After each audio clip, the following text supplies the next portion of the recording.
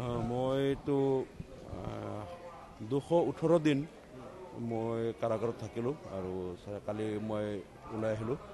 পেহেলগামৰ নিচিনা ইমান সেনচিটিভ এটা টুৰিষ্ট স্পটত কোনো নিৰাপত্তাৰক্ষী নাই। পাকিস্তানী উগ্ৰপন্থী আহি গুলিয়াই থৈ 26 জন 28 জন মানুহক গুলিয়াই থৈ অনায়াসে গুচি যাব পাৰে। তাৰ কাৰণে কেন্দ্ৰীয় চৰকাৰ দায়ী, মই এইটো মন্তব্য কৰিছিলোঁ আৰু তাৰ কাৰণে মোৰ ওপৰত গোচৰ ৰুজু কৰা হৈছিল। বাকী যিখিনি আছে বাকীখিনি মোৰ বিচাৰটো আদালতে কৰিব।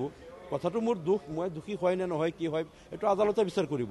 কিন্তু চৰকাৰে একমাত্ৰ আক্ৰোশমূলকভাৱে সম্পূৰ্ণ ৰাজনৈতিক এটা প্ৰতিহিংসা পূৰণাৰ্থে মোক ডিটেইন কৰি দিলে।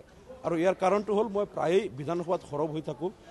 ৰাজ্য চৰকাৰে যিবিলাক বাজেটত যিবিলাক হিতাধিকাৰী সৃষ্টি কৰা নিৰ্বাচনমুখী বাজেট দিয়ে, অসমৰ আন্তঃগাঁথনি উন্নয়নৰ কোনো কথা নাই, নিবনুৱা সমস্যা সমাধানৰ কোনো স্বপ্ন নাই, উদ্যোগবিলাক পুনৰুজ্জীৱিত কৰাৰ কোনো কথা নাই, শিক্ষা স্বাস্থ্য সংস্থাপনৰ ভয়াৱহ ভয়ানক অৱস্থা।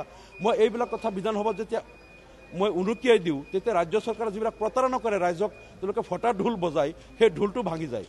কথাবিলাক ৰাইজে গম পাই যায় যে ৰাজ্য চৰকাৰে মুখেৰে কৈ আছে কি, আৰু অসমক আজি 1.5 লাখ কোটি টকাৰ ধাৰত পুত গৈ আছে। আজি অসমত যিটো শিশু জন্ম হ'ব এইটো 45,000 টকা ধাৰৰ বোজা মূৰত লৈ জন্ম হ'ব লাগিব।